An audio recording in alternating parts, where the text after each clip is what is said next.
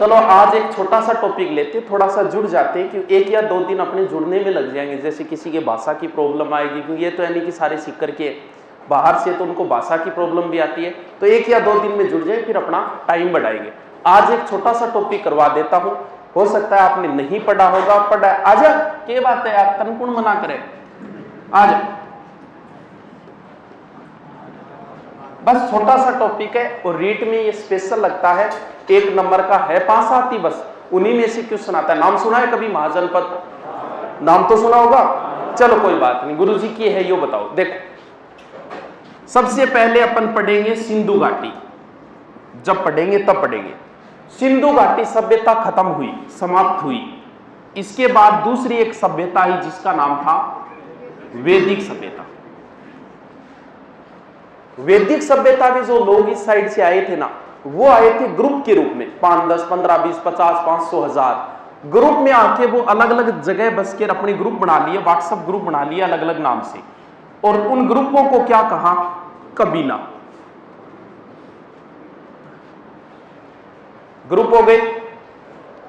यानी यहां कौन रह रहे हैं?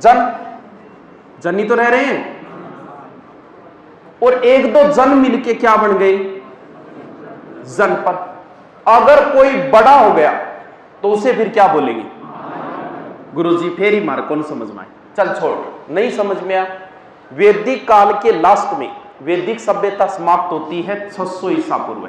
इसके बाद में 325 ईसा पूर्व के बीच का समय है महाजनपद। यह समझ ले कि उस समय भारत में 16 राज्य थे, ये तो याद रह जाएगा। वर्तमान भारत में कितने राज्य हैं? 28 है। उस समय 16 राज्य थे, और यह समझ लो कि उस समय राज्यों को क्या बोला जाता था? जनपद। अरे ये मान लो कि राज्य को जनपद बोला जाता। चलो कोई बात नहीं, आपने बहुत सारे नाम सुने, सर कौन कौन सो सुनिए। देखो कभी महाभारत देखिए? महाभारत तो देखी होगी। मैं अंग देश का राजा कर्ण, कर्ण कहां का राजा था? पांचाली कौन थी? पांचाली कौन थी? पांडवांग घरारी, द्रुपद की पुत्री द्रौपदी का नाम पांचाली था। उसका नाम पांचाली क्यों था? क्योंकि वो पंचाल प्रदेश की राजकुमारी थी। ये पंचाल उस समय एक राज्य था।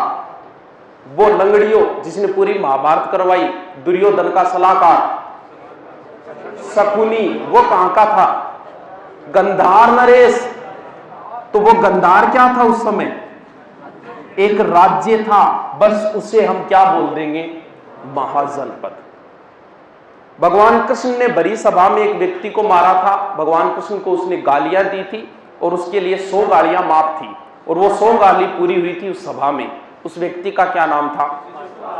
किसको मारा था? शिशुपाल। मैं चेदी नरेश शिशुपाल। वो चेदी क्या था? एक जनपद था। अब भी कुछ को नहीं समझ में आयोगे? ई भी को नहीं आयोगे? को नहीं आयो? इतना तो आगे होगी। महाभारत में कितने जनपद थे? 16 थे। इनका जिक्र कहां मिलता है सर? इनका जिक्र मिलता है बौद्ध ग्रंथ है अंगुत्तर निकाय। बाकी और भी कही है क्या? हाँ है। पाणिनि की अष्टाध्यायी में भी जिक्र है इनका। और कहां जिक्र है? और भी कई ग्रंथों में। वैसे तो महाभारत में बताते हैं कि 250 जनपद थे। महाजनपद 16, 250 जनपद थे। पाणिनि की अष्टाध्यायी में 40 जनपदों का जिक्र हुआ है, लेकिन अपने को सिर्फ इतना ही याद रखना है कि कितने जनपद थे। अब इंपॉर्टेंट कौन से? अपन वो 16 नहीं पढ़ेंगे, अपन तो राजस्थान वाले पढ़ेंगे। अपन को तो राजस्थान देखना है। राजस्थान में उन 16 में से कौन से थे, वो तो सबसे इंपॉर्टेंट है। जो आज तक सबसे ज्यादा बार पूछा गया है, वो एक ही जनपद पूछा गया जिसका नाम था मत्स्य। कभी रामायण देखिए? नहीं देखी? देखिए। पांडवों ने अपना अज्ञातवास कहां बिताया था? विराटनगर। पांडवों ने जो लास्ट साल बिताया था ना, वो यहीं बिताया था। और उस समय यहां का राजा था, यानी महाभारत के समय पांडवों ने अपना अज्ञातवास कहां बिताया था? विराट के पास। आप देखना महाभारत देखो, पांचों आए थे, उनकी घरवाली भी आई थी, कौन? द्रौपदी। यार संको की चीज को है, संको में निकाल दिया, पर रिकॉर्डिंग हो रही है। पांचांगी एक घरारी, कौन? द्रौपदी। किसकी पुत्री है? द्रुपद की पुत्री है। पांचों के पांचों यहां आए भेष बदल के। बड़ा ही बड़ा जो युधिष्ठिर था ना, वो तो सलाहकार बना था विराट के राजा का। अर्जुन ढोलकिया बना था, उत्तरा को नृत्य वगैरह सिखा रहा था। भीम खाने पीने का काम ज्यादा हो, रसोइयों बने हो। नकुल और सहदेव अच्छे जानकार थे घोड़ों के, तो वो घुड़शाला में रहते थे। और जो द्रौपदी थी वो विराट के राजा की पत्नी की क्या बन गई थी? दासी, जिनका हम जिक्र करेंगे सभ्यताओं में। तो विराट राजा था महाभारत के समय। अब प्रश्न क्या पुटक होगा? या तो पुटक होगा कि वर्तमान में मत्स्य के अंदर कौन कौन सा क्षेत्र है, या फिर पुटक होगा कि मत्स्य जनपद की राजधानी क्या थी? विराटनगर, जिसका दूसरा नाम क्या है? बताओ। मत्स्य संघ की राजधानी? शाबाश, बहुत बढ़िया। अरे ये प्रश्न बहुत बार आ गया। एकीकरण पढ़ा है? पढ़ा है क्या? एकीकरण के पहले चरण का क्या नाम था? मत्स्य। लेकिन उसके आगे नाम लगता है संघ, और उस मत्स्य संघ की राजधानी थी अलवर। और मैं पढ़ा रहा हूं जनपद, और मत्स्य जनपद की राजधानी विराटनगर या बैराट। सर इसमें कौन सा क्षेत्र आएगा? मैन आएगा जयपुर। जयपुर के नजदीक अगर आप थोड़ा सा लो तो ले लो किसको? दौसा को ले लो, भरतपुर को भी ले सकते हो, और अलवर को भी ले सकते हो। यानी जयपुर के आसपास का क्षेत्र मत्स्य जनपद के अंदर आता था। ठीक है, ठीक है, ठीक है भाई, तू भी आगे के। शाबाश, बहुत बढ़िया। तो एक ही हो थे, सुधर जाइयो, ऐसा ही यारो। क्योंकि थार का थान में ही अलाउ करे, जबकि थार खातर सारा मना करया। अब क्यों करया वो थे देख लियो। बोलो गुरुजी ये ग्रुपिंग करे क्या? शिकायत थी आपकी भाई, ऐसा नहीं करना यार, थानेदार बनने जा रहे, थोड़ा लेवल रखो अपना। ये तो बेचारा कांस्टेबल है, बड़ा बड़ा एक डंडियों मिलेगा हम तो आपा अपने 2 स्टार लगेगा नहीं, थोड़ा लेवल बढ़ाओ इनसे। हाँ ये बताओ, हस्तिनापुर नाम सुना है? महाभारत का युद्ध हुआ, उस युद्ध का कहां हुआ था? वो कुरुक्षेत्र में। तो कुरु नाम का एक जनपद था। पांडवों को, चलो दिल्ली का पुराना नाम बताओ, दिल्ली का पुराना नाम। हस्तिनापुर है कि इंद्रप्रस्थ है? अरे पांडवों को दिया था खांडवप्रस्थ। खांडव का अर्थ है एकदम उजरा हुआ क्षेत्र दिया था, बोले इंग मां बस जाओ। बेचारे पांडव आए, बोले यार इसमें क्या बसे, ये तो कोई जगह ही नहीं बसने लायक। तब इंद्र भगवान प्रकट हो गए, बोले टेंशन ना लो, मैं हूं ना, मैं आपकी व्यवस्था करके दूंगा, आप बसाओ। तो पांडवों ने मेहनत करके, और वहां पर एक खांडवप्रस्थ का, बोले यार इंद्र ने सहायता की, उसी के नाम पे रख दो। तो उसका नाम क्या रखा गया? इंद्रप्रस्थ। पहले तो कुरु जनपद की राजधानी हस्तिनापुर थी, लेकिन बाद में क्या हो गई थी? इंद्रप्रस्थ। ये क्यों बताया? ये तो भारत का है, ये बताना जरूरी है, क्योंकि इसका क्षेत्र राजस्थान में भी आता था। चलो ये बता दो, इंद्रप्रस्थ का मतलब दिल्ली है, और दिल्ली एनसीआर में अपना कौन सा जिला आता है? कई जिले आते हैं, लेकिन पहले कौन सा जिला आता था? अलवर। भारत के 2 जनपद जो है वो अलवर में आएंगे। अब ये देखना है कि अलवर का कौन सा भाग किस में आएगा। इसके इधर एक जगह है सूरसेन, एक जनपद था जिसकी राजधानी हुआ करती थी क्या? मथुरा। इसका मतलब भगवान कृष्ण का संबंध किस जनपद से था? सूरसेन। ये अलवर है, यहां यही तो है अलवर, यही है। दिल्ली ऊपर है अलवर के, ये सबको पता है भी दिल्ली ऊपर है, और मथुरा इस साइड में पड़ता है। तो अब आपसे पूछ ले कि अलवर का कौन सा भाग सूरसेन जनपद में आता है, अलवर का कौन सा भाग कुरु जनपद में आता है?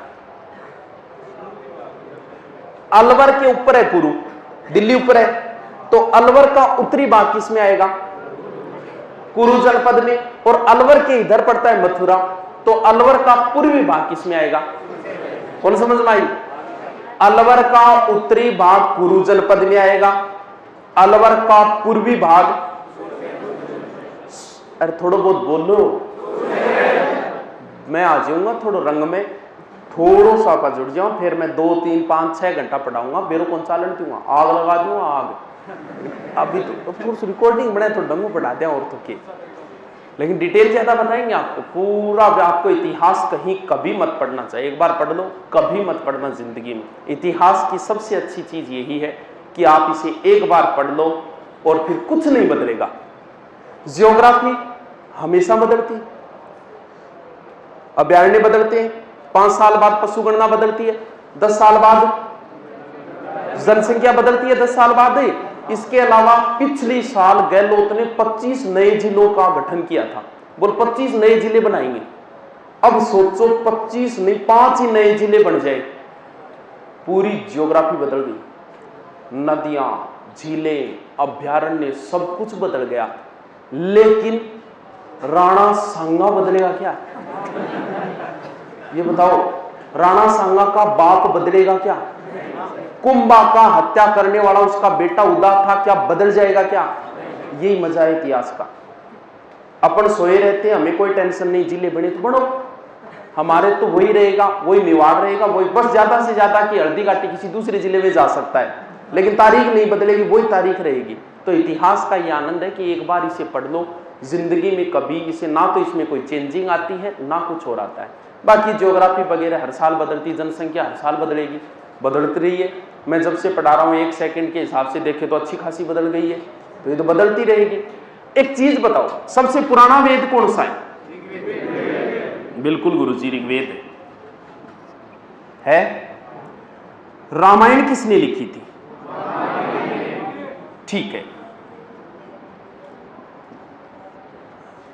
क्या इन दोनों में हमारे राजस्थान का जिक्र है क्या?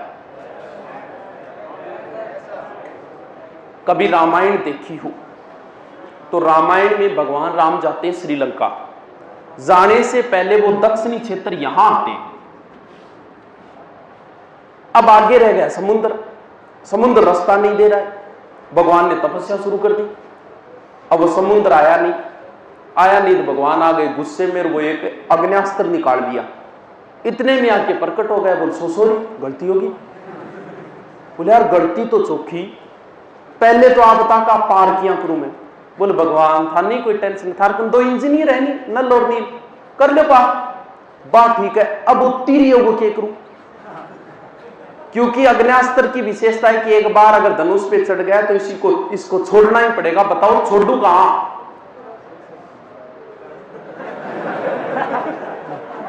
पढ़ लो, पहलो ही दिन है थारो, अब कहां छोड़ू इसको? तो उसने कहा कि यहां से, अब रामायण में इसका जिक्र है, बाकायदा श्लोक भी आता है इसका, कि यहां से उत्तर दिशा की ओर एक समुद्र है, यानी वो क्षेत्र था ये।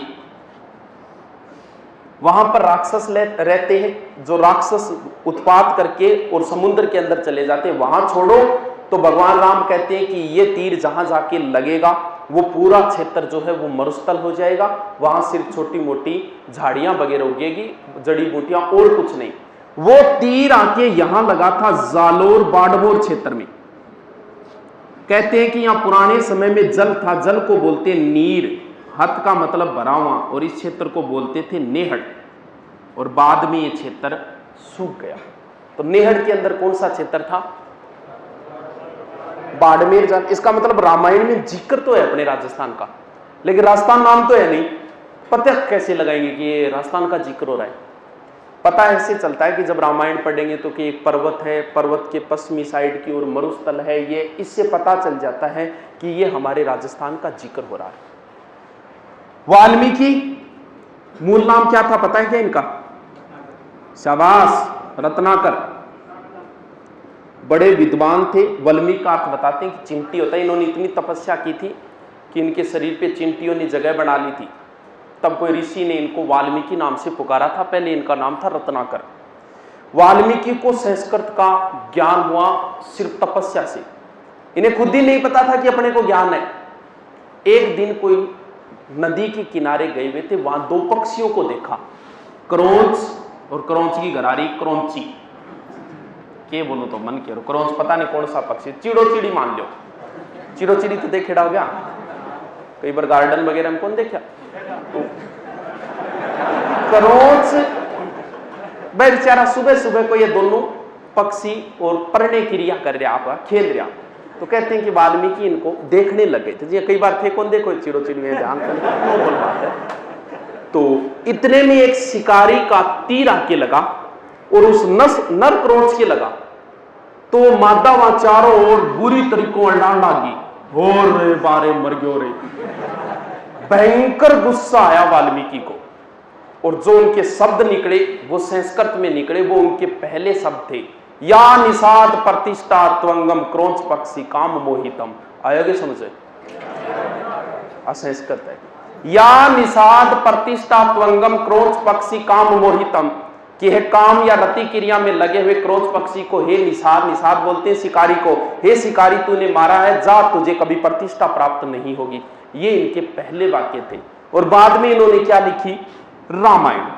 तो रामायण में क्या शब्द मिलता है और ऋग्वेद में क्या मिलता है, बड़ी कंफ्यूजन रहती है। देखो ऋग्वेद में तो अपने राजस्थान के लिए शब्द मिलता है ब्रह्मवर्त, ठीक है, और रामायण में शब्द मिलता है मरुकांतार। अब बड़ी कंफ्यूज है, एग्जाम में पूछ लेते हैं फिर बोल कि यार मरुकांतार ऋग्वेद में है ब्रह्मवर्त में, या तो सीधा ध्यान रखो। देखो ब्रह्मवर्त का मतलब ब्रह्मा जी, और ब्रह्मा जी थे फोटो देखी होगी, बुढ़ांगी आवे, बुढ़ांगी आवे, शिव जी विष्णु जी तो जवान फोटो आ, ब्रह्मा जी दाढ़ी दूढ़ी करी बुढ़ा आदमी सी फोटो आवे। तो ऋग्वेद क्या है? सबसे बुढ़ा वेद है भाई, सबसे पुराना है, पुराने का मतलब बुढ़ा है ये। तो ऋग्वेद में तो राजस्थान के लिए किस शब्द का प्रयोग किया गया? तो बाकी बच गया। और वाल्मीकि की रामायण में राजस्थान के लिए किस शब्द का प्रयोग किया गया? मरु क्षेत्र कौन सा था? वो क्षेत्र था ये, जिसके अंदर कहते हैं कि बीकानेर आता था और आता था जोधपुर। गुरुजी मेरे यो नाम तो सुनो कौन? चलो जांगल सुना है? मैं आपसे कह दूं कि बताओ रे जांगल दर बादशाह किन राजाओं को कहा जाता है? बीकानेर में कौन थे? राठौड़। बीकानेर के राठौड़ राजाओं को जांगल दर बादशाह कहा जाता है, क्योंकि प्राचीन समय में इस क्षेत्र का नाम था जांगल, और इस क्षेत्र की राजधानी हुआ करती थी अहिछत्रपुर नागौर। सर ये तो चौहानों की राजधानी पढ़ी थी हमने, बिल्कुल, चौहानों की भी प्रारंभिक राजधानी अहिछत्रपुर नागौर थी, और जांगल प्रदेश की भी पहली राजधानी क्या थी? अहिछत्रपुर नागौर। ठीक है ये, और आगे चलूं क्या? दुखी हो रहे होगे यार, रीजनिंग तो अच्छा सब्जेक्ट हो, बोर तो कौन करके गया होगा? हैं? बहुत बढ़िया गुरुजी। ये टॉपिक इसलिए उठाया, थोड़ा सा टफ टाइप का सा है, तो मैं ये चेक कर लूं कि आपको कितना आता है, उस हिसाब से तो ले फिर। पहले पढ़ा है क्या कहीं ये टॉपिक? कई बार गुरुजी कौन कराए, नॉर्मली ले लें इनके छोटो सा टॉपिक, लेकिन इससे पर्सन कंफर्म आता है, क्योंकि ये स्पेशल दे रखा है रीट में। अब सिकंदर का नाम सुना है क्या? कौन हो रहा है?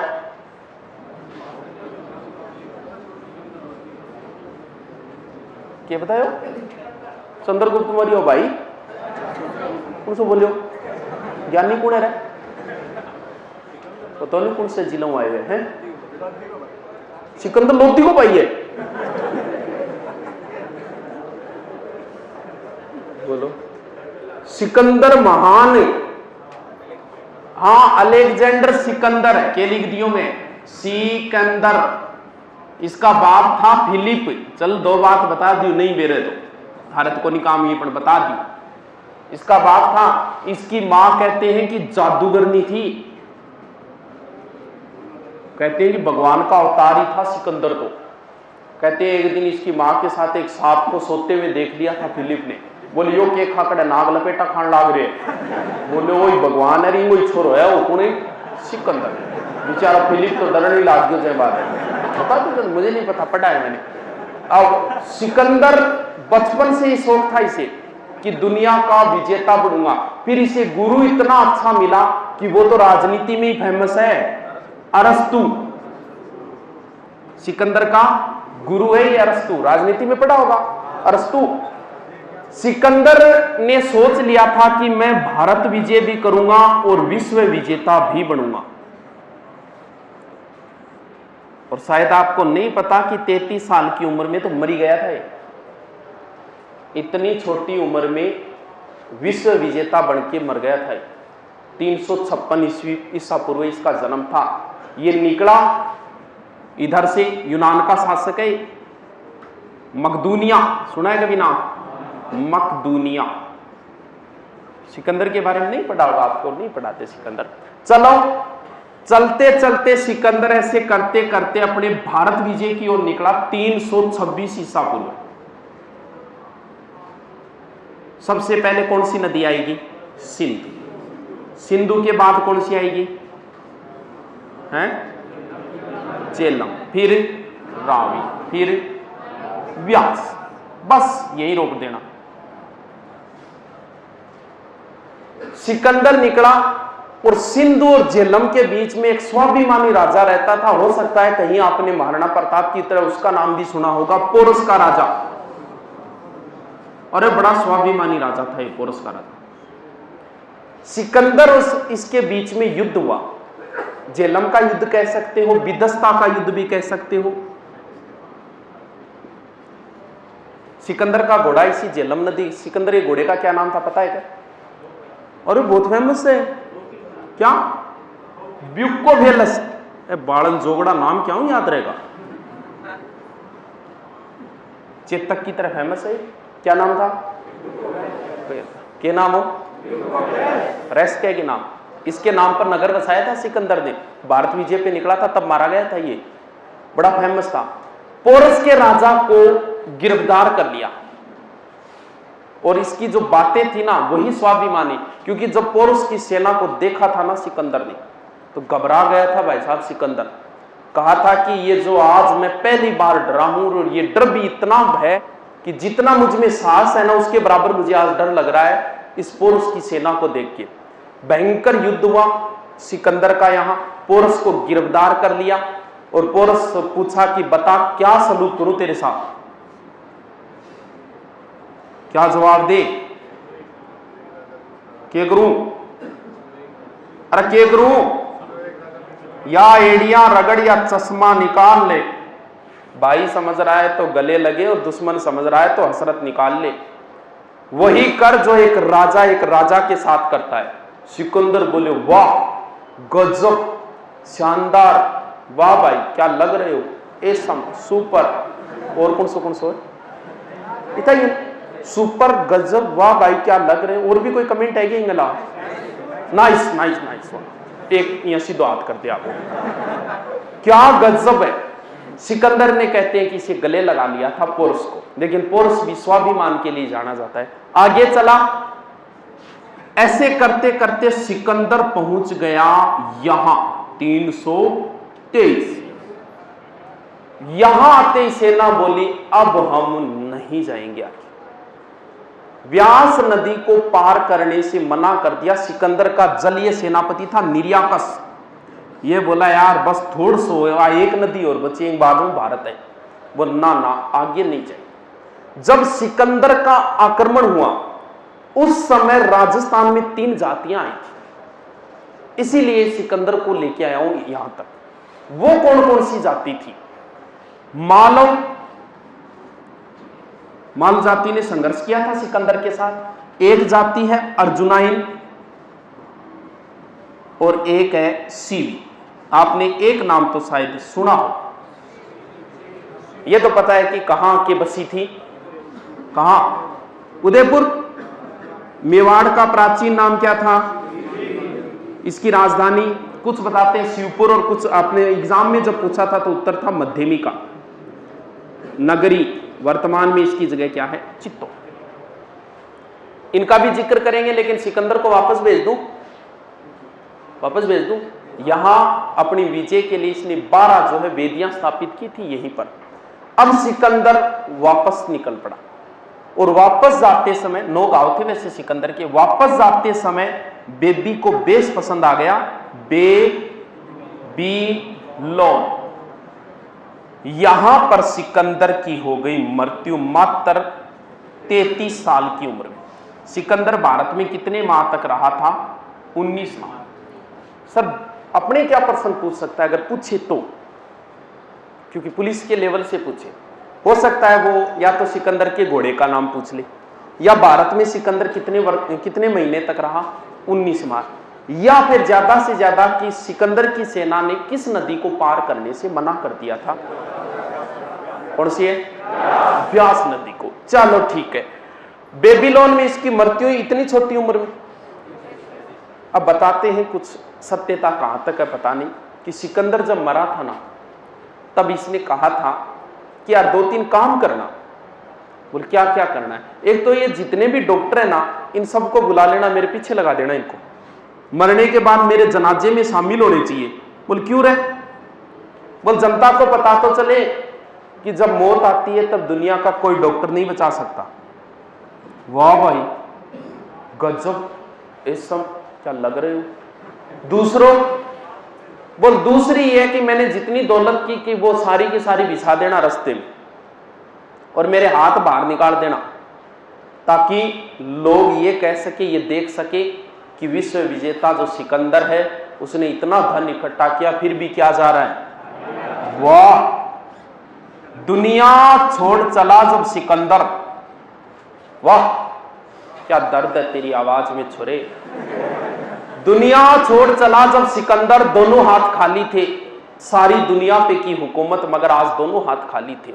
कुछ दिन बाद कब्र पर किसी ने आवाज दी, शहंशाह सिकंदर है। आवाज आई अंदर से, यहां तो शहंशाह ही शहंशाह है। सिकंदर भी कुछ नहीं लेके गया। चलो फीस सारे पाछी ले लिए बोला। तो थोड़ा बहुत याद रखो, रख लेना सिकंदर की मृत्यु कहां हुई थी? बेबीलोन। अब इन दो जातियों का जिक्र करें। मालो पूछी जा सकती, क्यों? क्योंकि कई बार हम दिमाग लगाते, हो सकती है मालवा यहां पड़ता है तो मालवा के नजदीक होगी, आप कोटा झालावाड़ करके आ जाओ। मालो जो जाती है ना, वो आई थी यहां टोंक के आसपास। अगर आपसे मैं ये पूछ लूं कि जब खुदाई हुई उस समय सर्वाधिक सिक्के किस जनपद के मिले? चलो कोई बात नहीं, राजस्थान का टाटानगर, टोंक। और ये जाति कहां बसी थी? माल क्या न बोले? रिपियान बोले। क्या न बोले? रिपियान बोले। रिपिया मतलब हाथेज को सोचो मन पतो है, माल बोले रिपियान, कमाल हाथ लागे मतलब पिसा हाथ लागे। तो सबसे ज्यादा पैसे जो मिले हैं वो किस जनपद के मिले हैं? सिक्के किस जनपद के मिले हैं? मालो जनपद के। इसकी राजधानी बताते मालो नगर थी, जो वर्तमान में कारकोट नगर बोलते हैं, जिसे हो सकता है टोंक के आसपास का कोई क्षेत्र होगा। और ये जो अर्जुनाइन है वो भी यही इसी के आसपास बसी थी। ये राजस्थान के मुख्य क्या थे? नहीं समझ में आयो? चलो कोई बात नहीं। ये बताओ महाजनपद काल कब से कब तक है?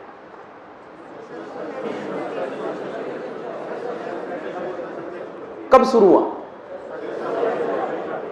उत्तर वैदिक काल, वैदिक सभ्यता समाप्त होने के बाद शुरू हुआ था। 600 से लगभग, हो सकता है आपकी किताब 300 दे, 325 दे, 350, लगभग मान लो 600 से 325 ईसा पूर्व।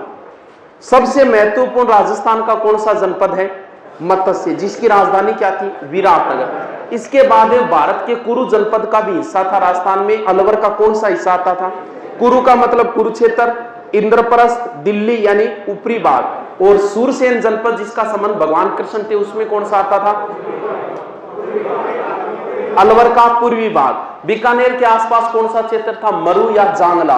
और बीकानेर राजाओं को क्या कहा जाता है? जांगलदर बादशाह। सिकंदर के आक्रमण के समय 3 जातियां आई थी भारत में, मालो, सीवी और अर्जुनाई। अलो 1 नंबर पूरा हो गया। 1 नंबर पक्क्यो। कल अपन शुरू करेंगे क्या? राजवंश। समझ गया कि राजवंश? आज इतनी क्लास में, कल 1.5 घंटे खींचूंगा। राजवंश कल शुरू करेंगे, बीच में मत चूक जाना, क्योंकि एक दिन का मतलब 1.5-2 घंटे की क्लास का मतलब, क्योंकि राजवंश एक दूसरे से कड़ी जुड़ी हुई है।